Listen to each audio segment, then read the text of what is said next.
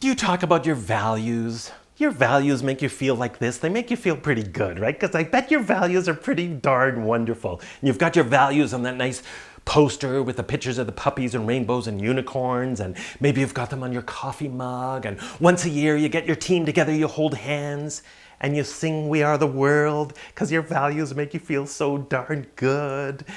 Now, here's the challenge I want to remind you of when it comes to values.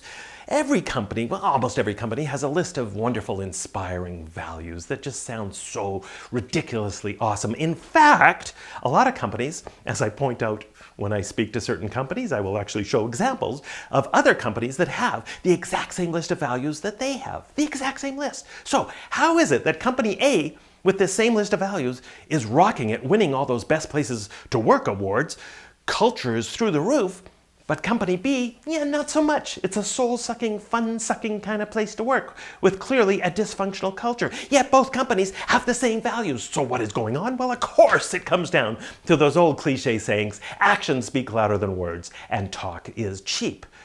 You have to remember, look at it this way. Who's going to disagree with any of your wonderful values? Do you think anyone you hire in your company is going to look at a value like, oh, you believe in teamwork, and they're going to say during the job interview, I want you to know I'm not a team player. Don't really care for humans, right? Nobody's going to say that. Safe work environment? Yeah, not for me. I'm a bit of a daredevil. So what we have to do as leaders, as companies, is make sure those suckers actually mean something. Otherwise, we are probably creating really, really cynical employees.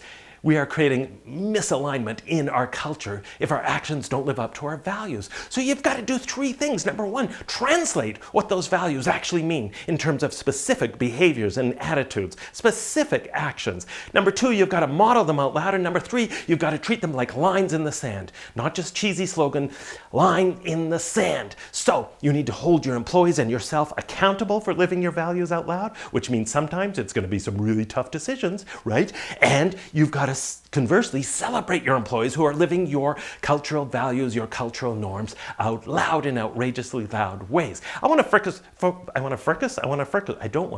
I don't even know what fricasing is, frankly. I want to focus on that first one, translating your values. Now, there's all sorts of ways to do that. You could create fun videos. You could create video contests the way some companies have done to bring your values to life. Turn them into top 11 lists. Turn them into stories, examples. You need to be the chief repeating officer to bring these to life in meaningful ways. I don't care what you do. Turn them into an interpretive dance if you have to. Just do something to make sure they actually mean something to your employees. So I love this example that I talk about in the Humor Advantage, why some businesses are laughing about all the way to the bank, about how one company, I was visiting this company in Copenhagen, Denmark, at the office of a AFA JC&Co office, and they had just transformed their culture. They wanted to get their mojo back, so they came up with 4 new core values. Now, nothing earth-shattering about these values. Their values were teamwork, number 1. Number 2, create positivity. Number 3, show a fighting spirit. And number 4, create some humor.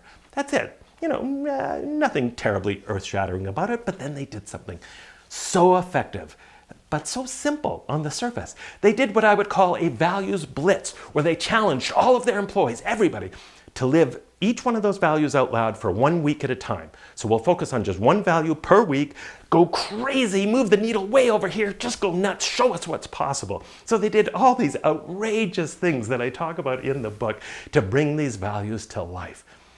And the results speak for themselves.